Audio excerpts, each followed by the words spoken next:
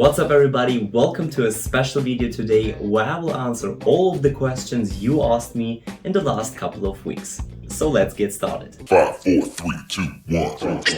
Oh, this you crazy mother.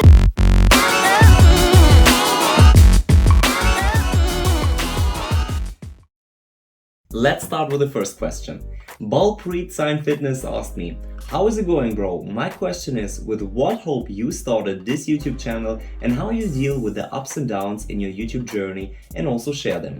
Very good question. As I am a biochemist and as I was doing a lot of sports in my free time, I was thinking, why can I not combine both areas? And I already started giving courses as I was, I think, 16 or 17 in breakdancing, but also in school. And my hope as I started this YouTube channel was to help people with their specific problems. That's why all of my videos are kind of problem orientated, or help you with different areas of life, or give you just useful information. But besides influencing people, I was looking for an opportunity to earn some money during my studies. And at the end of the day, I'm happy that it functioned. And the second thing is, how do I deal with the ups and downs? Every YouTuber knows the ups and downs, the positive comments as well as the negative comments. And it's very important how to deal with that because many people just can't. To be honest, the first 9 months of YouTube were really hard, and every week I was thinking I want to give up. It's just you really put a lot of effort into your videos and you really love what you actually do, but sometimes you just do not get the recognition for that. How I deal with the downs? I would say pretty well. Right now, for example, it's also a bit decreasing from the views, but this is completely normal. This is the YouTube algorithm. You just have to give your best and you will be rewarded for that. So I try to stay positive in every single situation. But you have to be aware that you just have to continue. You have to keep sharing, just keep improving yourself and improving your content, and it will get better. Thank you a lot, man, for your question and for your continued support. Abdelmois Tufrik, I don't know, asked me, do I need to do stretching, static stretching after my workout? And the question is yes. I talked about that in another video, how important stretching is for your physical health and how it really helps you gain more strength. Dynamic stretching is very good before a workout because you just keep on moving. That means the blood circulation through your muscles is flowing at all times, plus your muscles get used to the impulse and to be stretched. But regarding static stretching, multiple studies could show that it's connected with a gain of flexibility and also muscle mass. The thing is, the more flexible you are, the more you can use the full range of motion. And when you use the full range of motion, you engage your whole muscle and your whole muscle groups in general. And the more muscle groups are activated and get active, the more your muscle can grow. I definitely recommend static stretching exercises after a workout. My good friend Bilal asked me, what is the color of your dog? It's black. To all my Arab fans and viewers, definitely check out Bilal. He also has a YouTube channel. He's talking about different, very interesting and also important topics, so definitely check out this guy.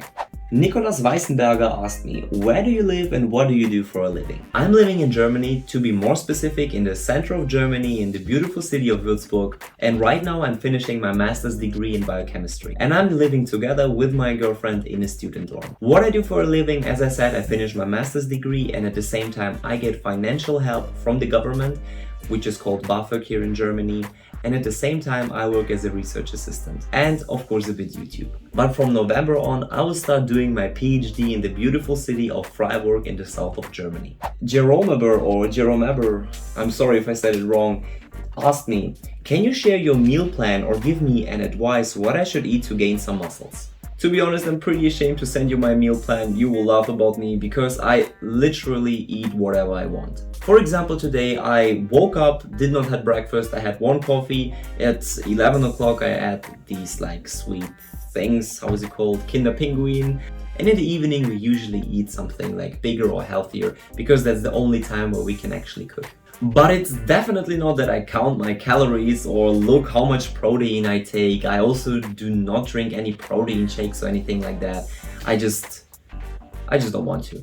The thing is, in calisthenics, we do not really have the priority on gaining muscle mass. Our priority is actually in learning skills. And gaining muscle is kind of a side effect of this. You understand? I mean, definitely a pretty good side effect, but it's not that you're like, I don't know, doing planche exercises to gain a big chest. You're doing planche exercises to learn the planche, you know? What advice I can give you to gain muscle mass? There are millions of people and everybody says something different. I recommend that you first of all build up some mass and then work on the form and definition. I will leave you a link in the description what I personally think is a pretty good meal plan.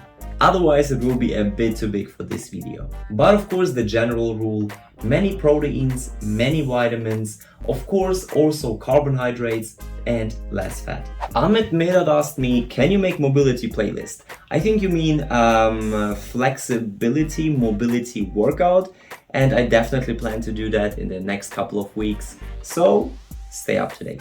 Jim VH wrote me some really nice compliments and I'm really thankful for that. Thanks a lot. And your question was, how long did it take you to get to the point where you are now, meaning from zero to all these types of moves? I started to do breakdancing as I was 16 and I was doing that for around 6 years, I would say, till I was like 22, and then I kind of switched into calisthenics. So all in all, I would say around 8 to 9 years.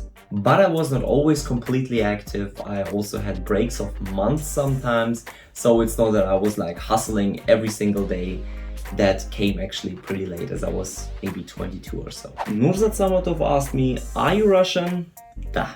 I was actually born not in Russia, but in Kazakhstan, but our roots are definitely Russian. Daniel Zimmerman from Daniel Zimmerman Workouts asked me, are long runs bad for your health? And what kind of music do you listen while working out? I think the first part is pretty difficult to answer because it all depends how you define long. If you run long but not excessive, it's definitely not harmful. But the problem with excessive running is that it might thicken the heart tissue. I mean, maybe you heard of that many runners have like really big hearts because the hearts are just working at a very high level.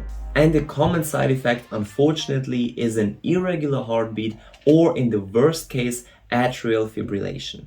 Also problematic are these runs on a very short distance where your heart is resting and then it shoots up completely and then it's resting again. And it definitely also depends how you run. That means your form, but all in all, running is extremely good for your health. It improves blood circulation in general to all the organs of your body. It improves your stamina and it just overwhelms all the potential dangers you might have through running. But still, anything excessive is never really good. And what music I listen to while I work out is mostly hip-hop or R&B. This is definitely something I took over from my past breakdance times. Many people who do calisthenics and train with me do not really like my taste of music, but that's how it is. My brother, the tattooed Ronin, asked me the question, who is my main inspiration? I love this question. I could talk about this for a couple of hours. I have actually many sources of inspiration. One person, for example, who influenced me a lot in my life is, for example, David Goggins. I don't know if you guys know him. Super crazy person. He is an endurance and a work ethic which is just mind-blowing. He's also the type of person who has one specific goal, he goes after that, trains for it, and he sticks to his word, and I really love that. I'm a really big fan of this guy. Other people are, for example, Dale Carnegie or also Jordan Peterson, people who really know the human nature very well. I'm personally also very interested in human psychology, and they just really inspire me with their books and how they see the world. I just love that. And another big inspiration is, of course, you guys. You, Ronin, with your amazing video cutting. It's just mind-blowing.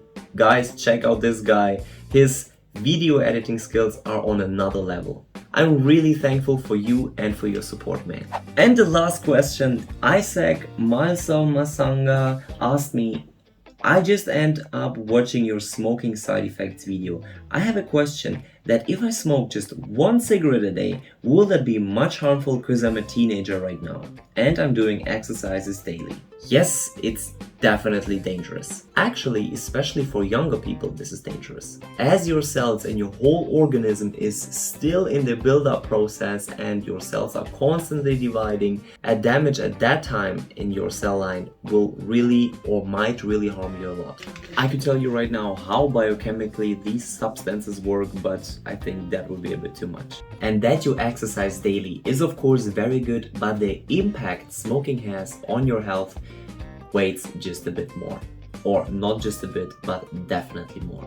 And even one cigarette is definitely harmful for you. Very often it's just not only one, sometimes it's then two, and when you're, I don't know, having a party, sometimes it's then 3 or 4. So better do not smoke at all. But thanks for this very good question. And another question a lot of people ask me in my planche video: how often should I train? I always recommend that you train at least 3 to 4 times a day with medium to high intensity. I mean, the straddle planche is definitely a move you can not just learn if you train it once or twice a week. It definitely requires some exercise and a lot of repetitions, and also some patience. And don't worry if you do not learn it in 30 days, then you will learn it in 40, 50 days. But it's all about the principle and about the steps you need to take to learn the straddle planche. And always do sets of 3. For example, when you're learning right now the tuck planche, you do the tuck planche 3 times in a row, and then you make a break, and then you do the same thing again. And of course you try to reach the same intensity as in the previous repetition. Thanks a lot everybody for your questions. I highly appreciate you and your support. And if you have any more questions, feel free to write them in the comments below. Stay healthy and see you next time.